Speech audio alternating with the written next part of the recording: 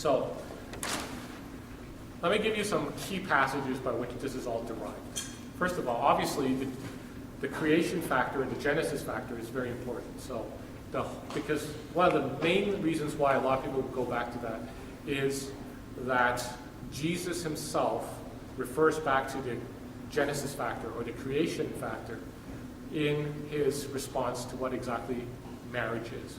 And that is when a man leaves the father and mother, a woman leaves her home, and the two shall become one flesh. And so then a lot of people say, well, what exactly is one flesh? And we talked about exactly what constitutes a sexual act last week. So I'm going to avoid that right now because there's lots of other things we want to touch on. But the premise of that involves the basic principle that there should be the male of the species and a female of the species to combine together to form a marriage union. Quite often in Scripture, the Scripture doesn't spell out everything word by word in detail about every other possible things that can and possibly go wrong. The basic fundamental principle is this: if it said this, then anything outside of this probably is wrong. Does that make sense? Quite often in a court of law, and we try to do it, it is the, what do they say? What's the expression? It is the spirit of the law, not the letter of the law.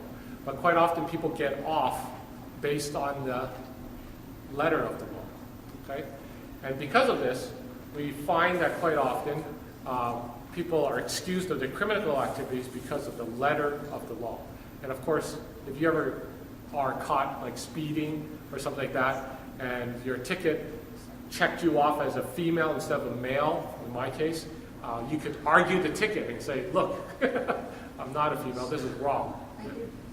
And my wife did that, and they got thrown out because they argued on the letter of law. Just because something is not written specifically in Scripture doesn't necessarily mean that it is right or wrong, okay? But the inference of things that are right implies that certain things are wrong. And how do we know, or how do evangelical Christendom come up with the basic rule that premarital sex is wrong? Last week we mentioned a couple of things. First of all, we said that Scripture talks to us about who we are in two ways. It talks about us in terms of a status, and it talks about us in terms of a relationship. And so we have these two things working. Whoa. We have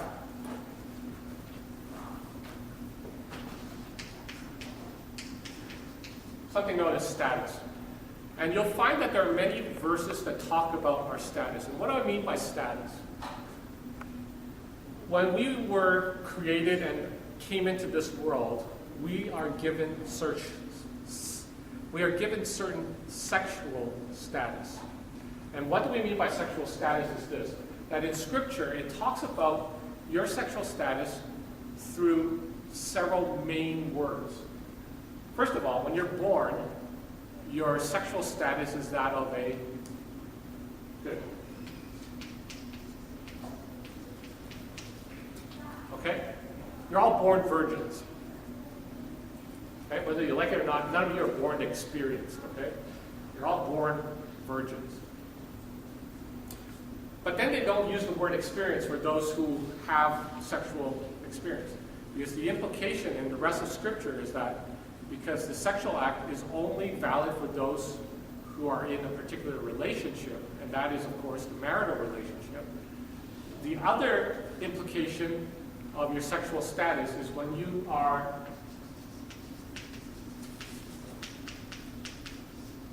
married. Okay? It implies a certain thing, because we know that according to the laws, a marriage is only valid through a sign of the covenant.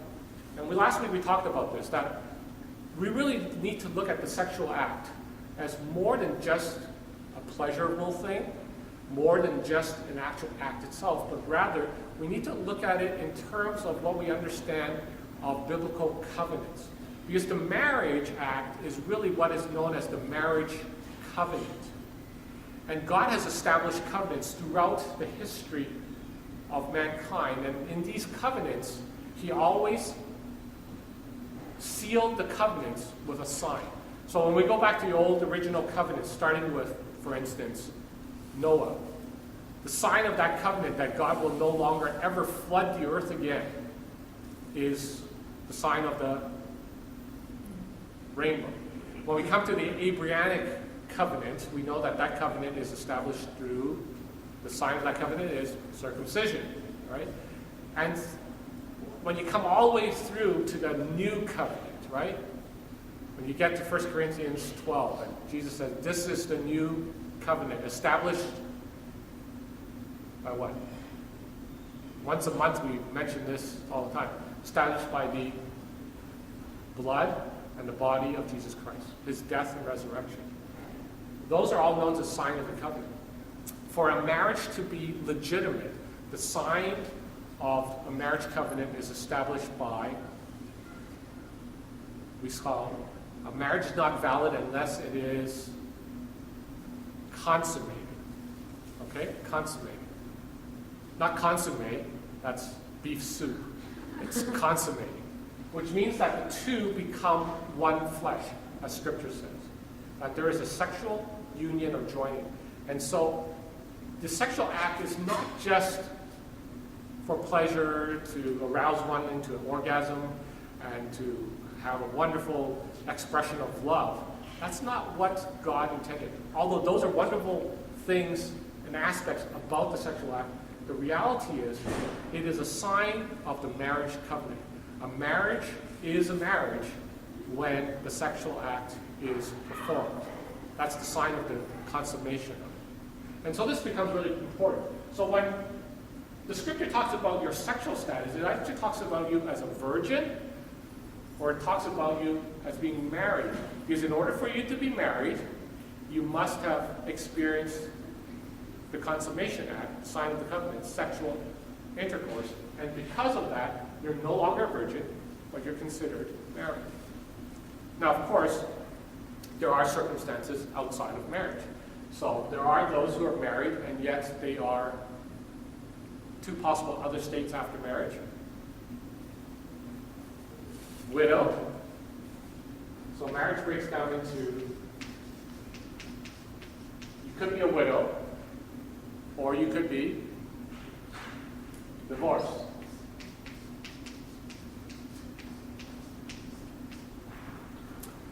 We know that if you're widowed, the marriage covenant ends, right? So if you go to a wedding, quite often they'll remind you to speak your vows in sickness and in health, for better, for worse, rich or poor, blah, blah. And the very last line of that marriage covenant is, till death do us part, right? So when you're a widow, your marriage covenant is completed, finished, abolished, and you now, although you are no longer in terms of a virgin, because you now have experience, but status-wise, you're equivalent to being a virgin. Okay? In a divorce case, and this becomes really complicated because in a divorce case there's two parties. And in Scripture it says some very interesting things about those who are divorced, and they partake of a marriage act. So first, there could be the hardening of one's heart, and because of that, God granted Moses the ability to issue something called what? Letters of divorce, right? You're given letters of divorce, which then allowed you to become married again, and when you remarried, you are not violating God's moral laws, which all divorced people will violate if this is the only way you get divorced, which is what? If you commit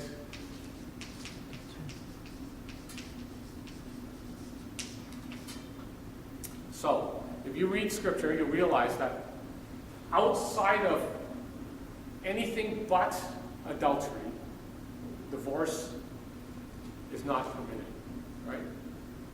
So, in Scripture, it's very specific that you can only get divorced if adultery is committed. Now, here's the interesting thing. Besides talking about the sexual status, we have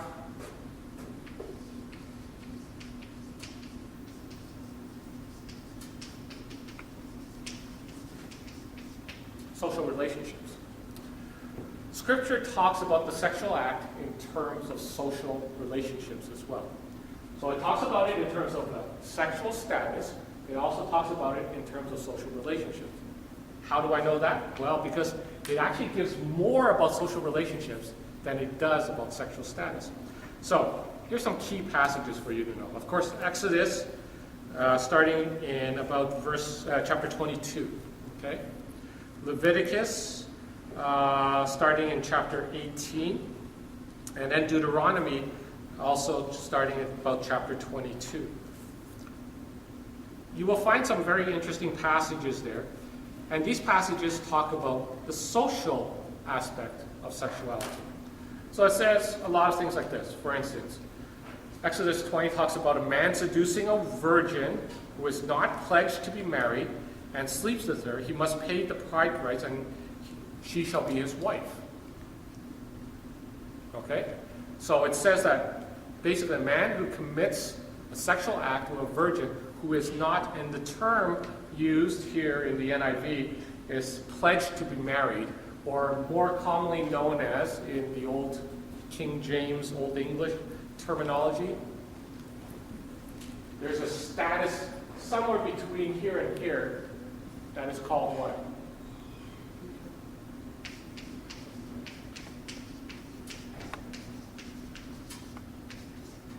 Okay? But it's really a social status, not necessarily a sexual status.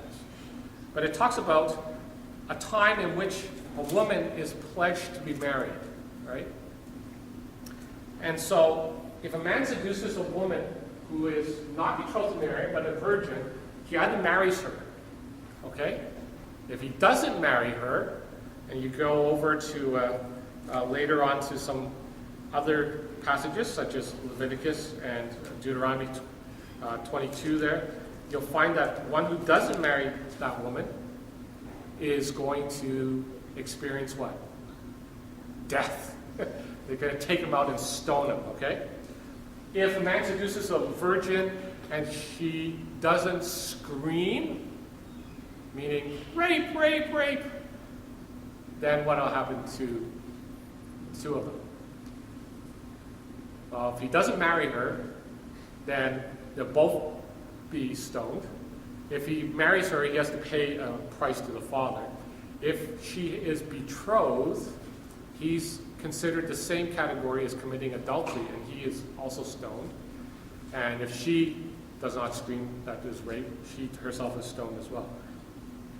What you'll find is, in the social relationship, there's very interesting things. For instance, verse 19 of chapter 22, if anyone has a sexual relationship with an animal, that person needs to be put to death. That's pretty simple. Bestiality does not exist, okay? It's not permitted within Scripture, okay? And you can go on and continue reading all through the different ones. If you get to Leviticus 18, you'll find it very interesting. Leviticus 18 gives you all the social relationship possibilities that are out there. It says that, first of all,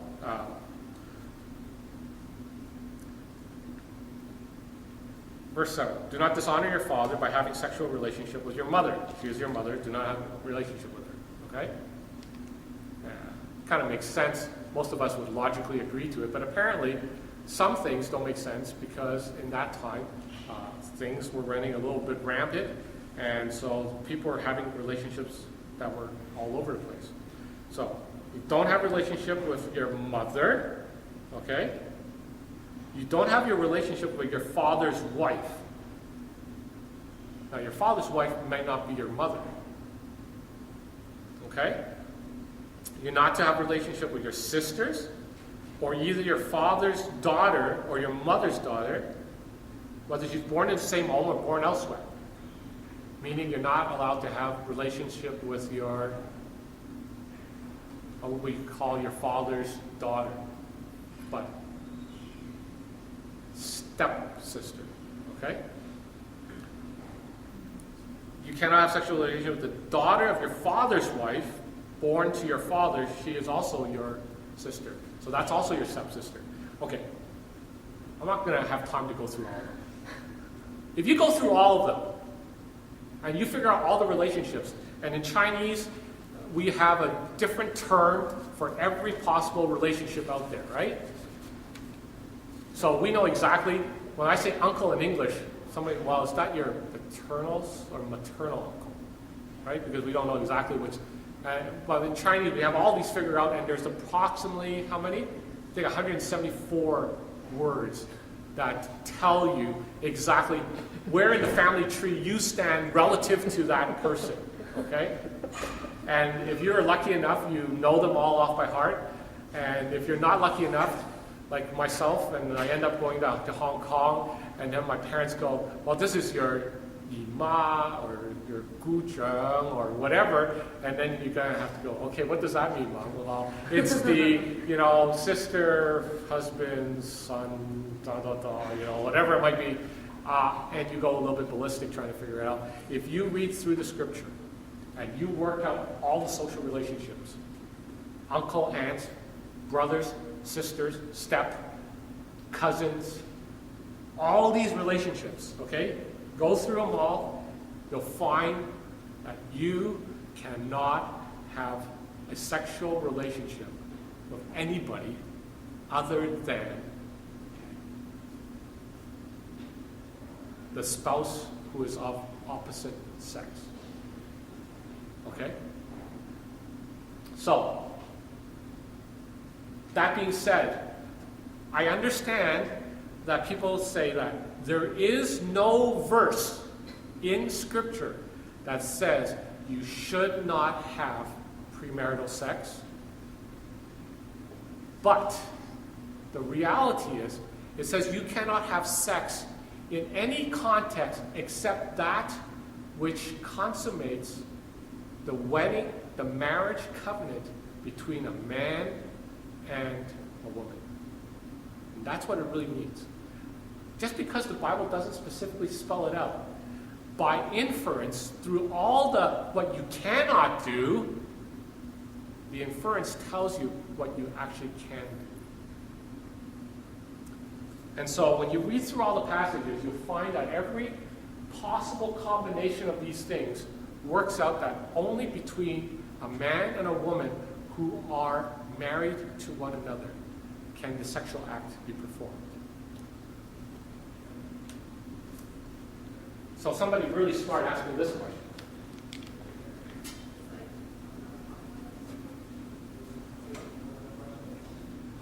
The question was this. They said, well, what if we are in love? Okay, what do you mean by in love? Well, we're in love to the point we're serious enough that we're thinking about getting married.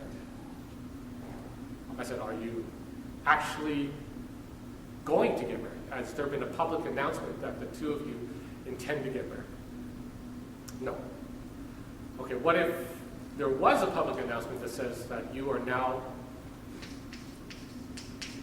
of course we don't use this term anymore, we use the term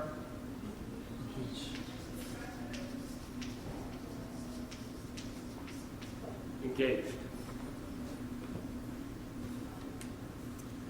Well, it means that we have well intentions of getting married, but we probably don't have a good date at a good restaurant until 2012, a year from now, and so we're engaged. We've made a commitment to each other. We've actually exchanged rings.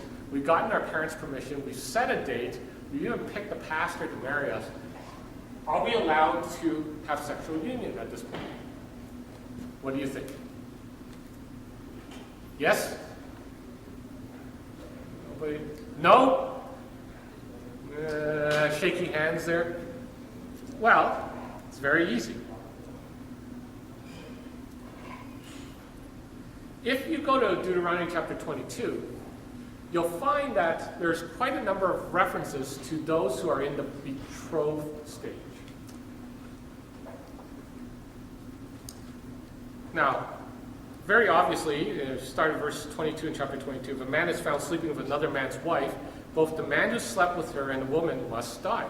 And you must purge the evil from Israel. That is what we call adultery, right?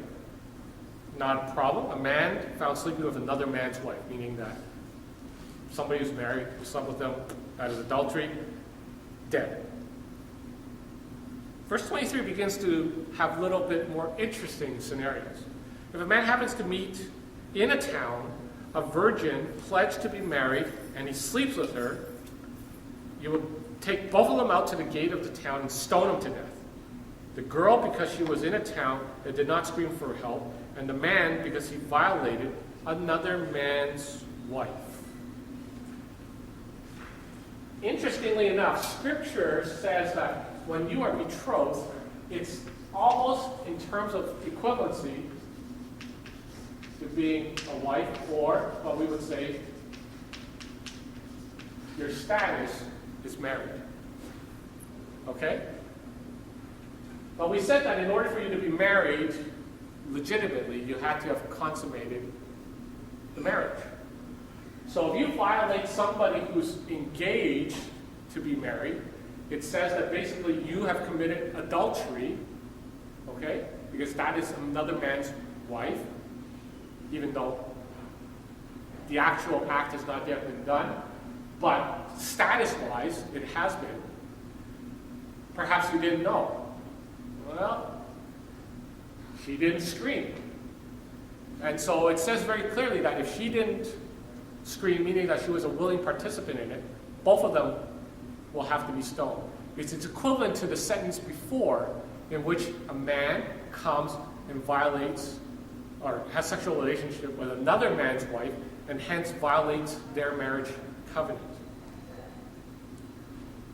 But if she does scream, then what happens? Only the man who has done this shall die. Okay? So meaning that she's been an innocent victim in being raped. And so only he is to be stoned. And very clearly, verse 26, do nothing to the girl, she has committed no sin deserving death. This case is like that of someone who attacks and murders his neighbor. For the man found the girl out in the country, and though the betrothed girl screamed, there was no one to rescue her. Okay. If a man happens to meet a virgin who is not pledged to be married, so now you've got the virgin state in,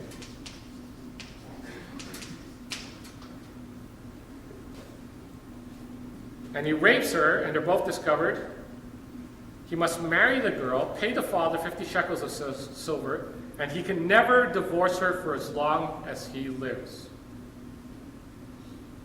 Okay? So basically, what it's really saying is that if you have sex with a virgin, you are basically committed to marriage. Right? You had sex with a virgin, you pay the father the dowry, and she's your wife. Because the sexual act is the sign of the covenant of marriage.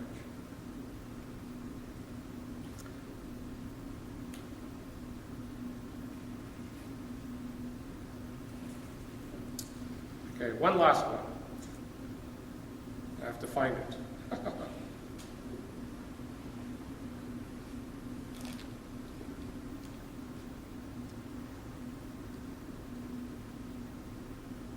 If you go to Exodus 22:16, if a man seduces a virgin who is not pledged to be married and sleeps with her, he must pay the bride's price, and she shall be his wife. Okay?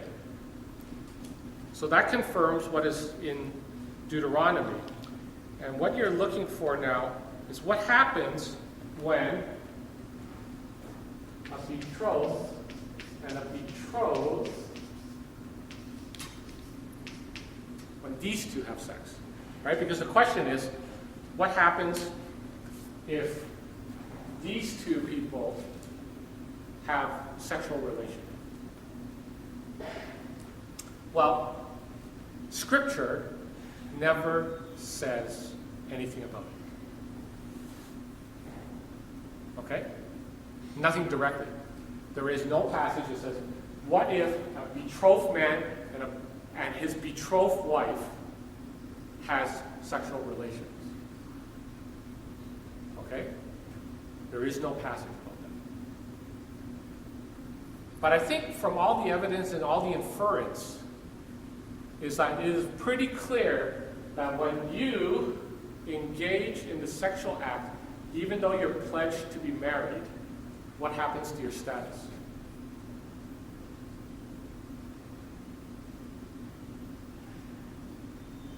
You obviously are married right away.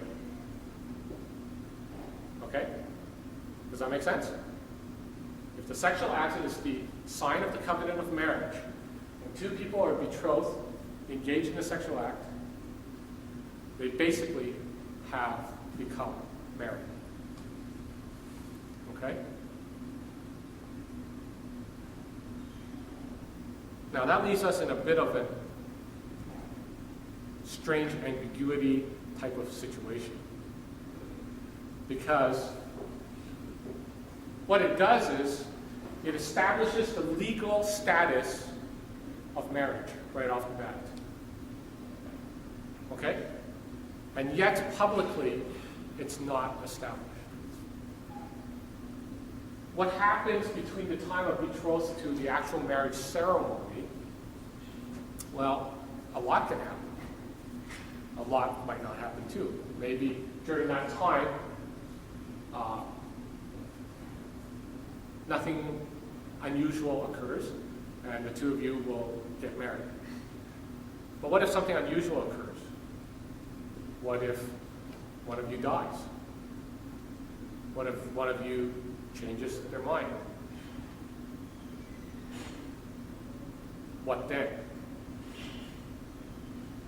Well, according to Scripture, if any of that happens, basically, in effect, both of you have violated God's moral laws at that point.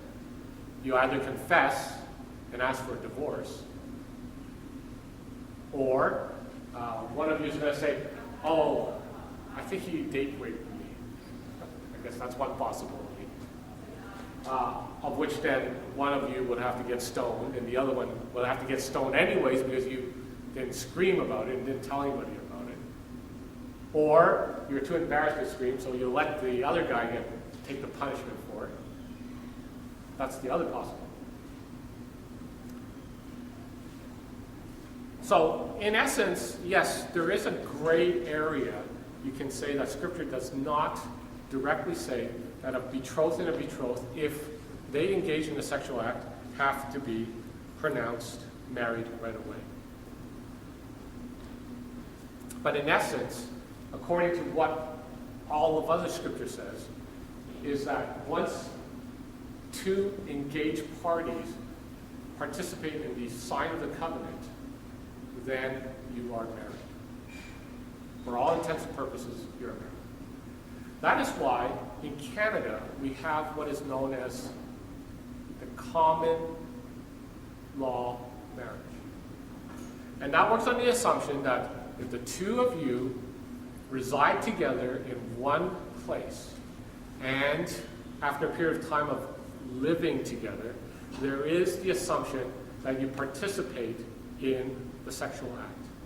And because of that participation in the sexual act, you legally, before the courts, are married.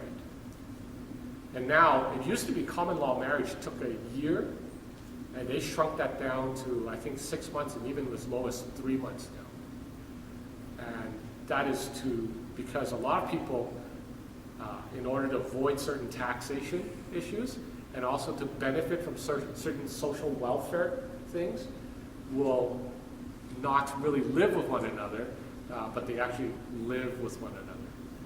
And they would receive certain tax breaks, which is really unfair, and there's been a lot of lobbying about making the tax system a lot more fair for whether you're married or single or you're common law. Okay? So this is how you actually do the proof of there is, in the Christian world anyways, that they see it that there is no premarital sex. Because the assumption of the sexual act is that it is the sign of the marriage covenant. So there is no, you understand now? There is no premarital sex. Because the only time in which sex is legal and conforming before the eyes of God is when you are married, the sign of the covenant. Make sense? Okay. That being said, of course, now it becomes rather difficult to try to figure out exactly,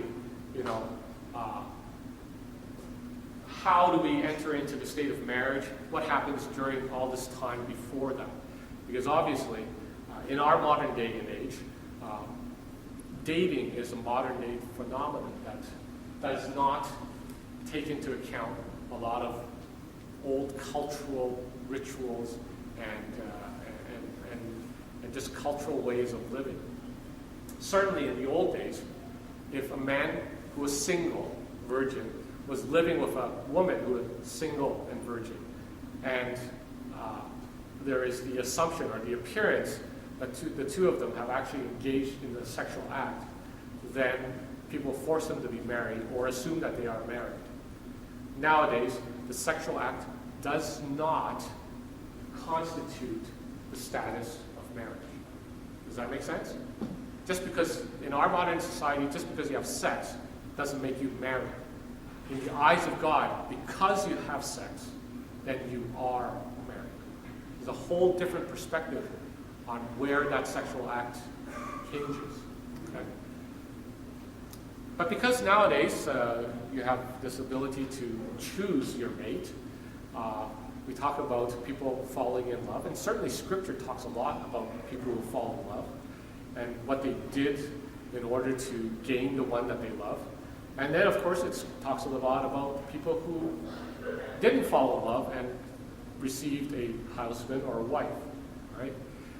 And certainly, some people scheme their way into getting a husband and a wife, or a wife as well. How you attain your marital state is one issue. How you maintain your marital state is a separate issue. In our Western world, we allow people to date. Young people are allowed to select the person that they want to marry. And usually the criteria by which you select it is those famous four-letter words. Once people have fallen in love with one another. I chose you to be my beloved, right? The one by which I am to love. And that, of course, is always quite an interesting situation because, of course, different people have different criteria of what exactly love is. And certainly, that love is not a static thing, and it's one that is rather dynamic. So, we have a very interesting scenario. How does a person fall in love? How do you get to the status of being in love? How do you know that this is the right type of love? And then from there, how does that love develop so that you will offer this person your hand in marriage? Not easy to answer. And certainly, it is the theme of much grief in music and literature and movies. It is also much joy in literature, music, movies, whatever it might be. And certainly, a lot of people live for the day by which they want to be in love. Is it purely a physical thing, where you look at somebody and it is a physical attraction that makes you love them? Is it a relational issue where they say that the two of you fit very well? Or is it a thing that you kind of grow into, where love is not just looks but actions and demonstration of those acts? People do stupid things when they're in love. As a matter of fact, I remember a former student who had this famous words. He says that love makes you stupid. And I really appreciate his words because clearly it summarized how I knew how certain students were in love. Because most of the time, when most people come to Simply Church, they actually are single and they're looking for a relationship. And I get to know them as a single person first. And then you realize that their behavior changes subtly. And some of the behavior is rather obscure, ridiculous. And then suddenly you realize, I think he or she has found a boyfriend or a girlfriend. Because their behavior is rather stupid, as Mike Mack would have said. And it's quite interesting to see what people will do for love. Usually the very first sign that somebody is in love is time. The allocation of time suddenly shifts dramatically. The amount of time spent on schoolwork and other activities suddenly fall by the wayside, and more time is spent in communication and in contact with the significant other. Not only that, their priorities and their thinking changes. And so no longer they're concentrating on certain things, but rather they're all concentrating on the other person. Like, where are they now? What are they doing? I wonder what their hobbies are, likes, dislikes. Do you know anything about this person? Blah, blah, blah, and so on and so forth.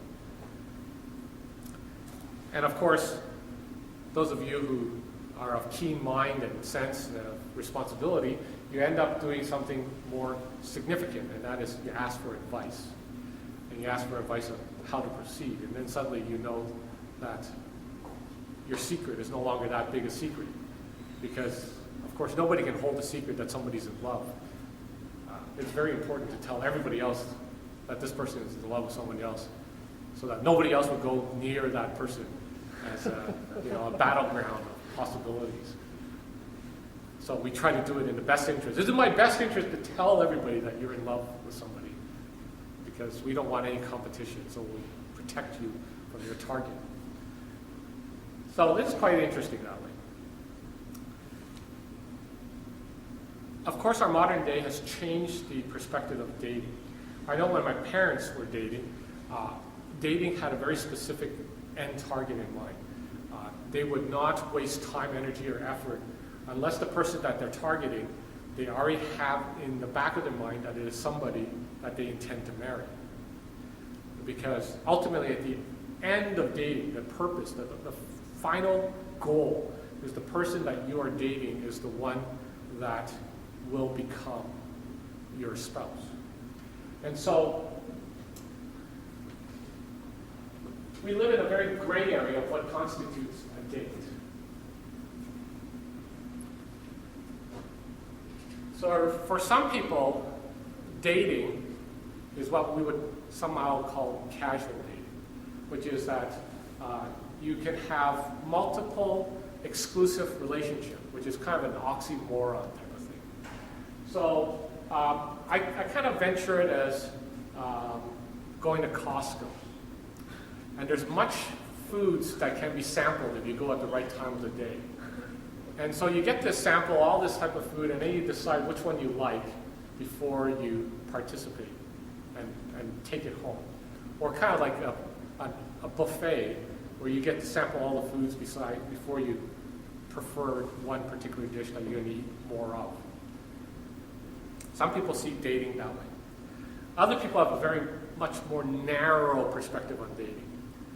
And in the perspective of dating, they usually have a certain criteria. One, that you're entering into a mutually exclusive relationship with somebody with the intent of marriage.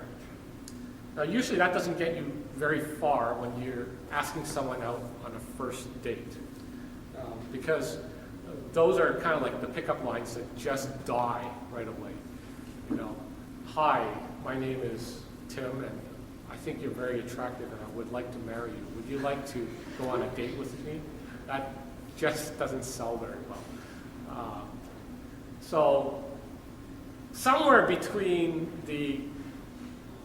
I can gorge on a buffet type of environment and that which is very, very narrow focused. There's this huge gray area where perhaps a lot of people kind of find themselves in this state of flux of not knowing whether they're actually in a dating relationship, perhaps in a dating relationship, or intended to be in a dating relationship, but without making a real commitment towards it. And so there's this whole continuum of this particular state. What actually constitutes a date and what actually constitutes that we're in a dating relationship is often very difficult to define. How would you define what is actually a date? Volunteers? Nobody wants to say anything today because it's being recorded, right? Everybody's absolutely dead quiet, not even laughing. I noticed that too. Okay, what constitutes a date? How do you know you're in a date with somebody? One-on-one time?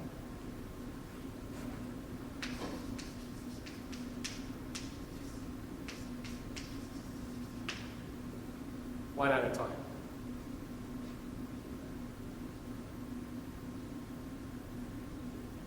Agree? Disagree? Going, not really, not necessarily. Well, I think we can have continuum, right? Some people would say this. Some people would say that,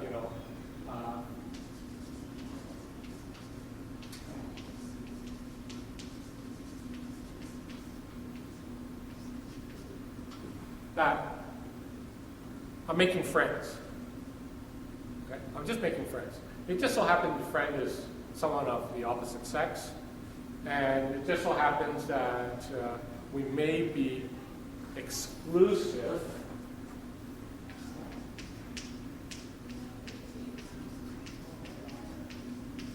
We may be exclusive at a particular point. So, because, some people say there's such a thing as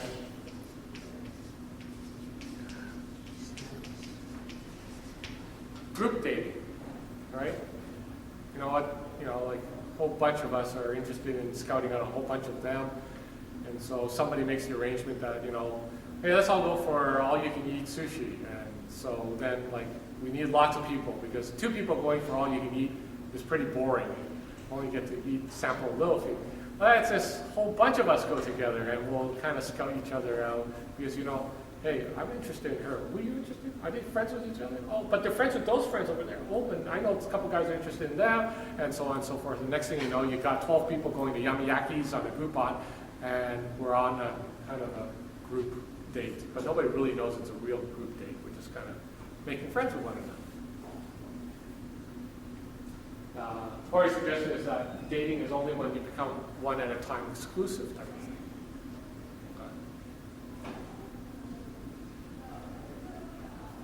But just being one with someone doesn't necessarily make that a date, does it? What other criteria would you put on it so that you would say that you're actually dating someone? You both know it's a date. Let me tell you how many times I have been on a date that I didn't know about. Including the one time I drove somebody home in a car by myself, female, and apparently I was on a date driving someone home.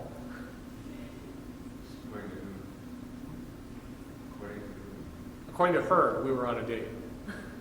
According to me, it was my mother reminding me that I should drive people home. It just so happened that time was only a single girl, and I went, "Want me to drive you home?" And that became a date. So just because it's one-on-one and you both know about it? Yeah.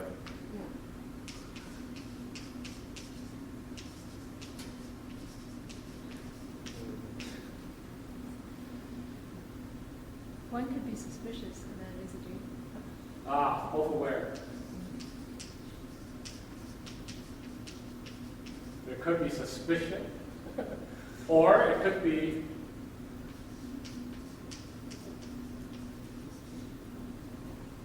spoken.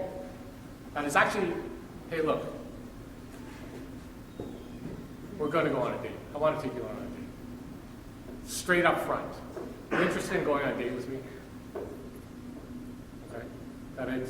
That you're both aware, look, we're going to walk down a road at this point. I want to make sure that we're both on the same page. So going on a date is slightly different because if you say, hey, you want to go on a date with me? It's slightly different than saying, hey, you want to go out and grab a bite to eat? Does that make sense? I think most of you would agree that the implications are fine, but there is an implication in there that if you received a, well, want to grab a bite to eat is a lot more general than if, hey, you want to go on a date.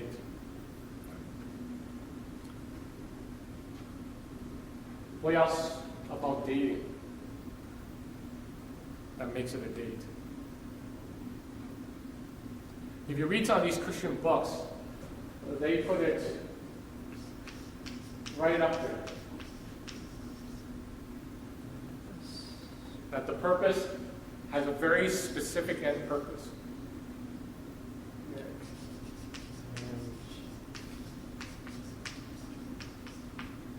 That you do not participate in a date without very well knowing that this is where we are heading towards. We are moving towards marriage. And so if you were to do a scale, you'd probably have something like this.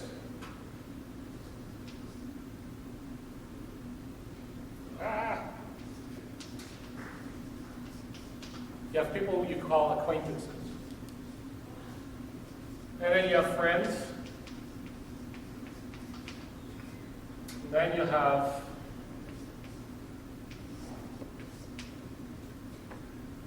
BFFs. And then out of perhaps that BFF group, you'll have someone that you will date. And then you may have someone that you date. And then you may have someone that you date. I sure hope that, you're marrying your best friend. Okay? I really don't want to see you go from acquaintances to date to marriage, right? And then ultimately one of these will lead to betroth, and then you have a lovely wedding ceremony, and I'll be there to give you an exhortation.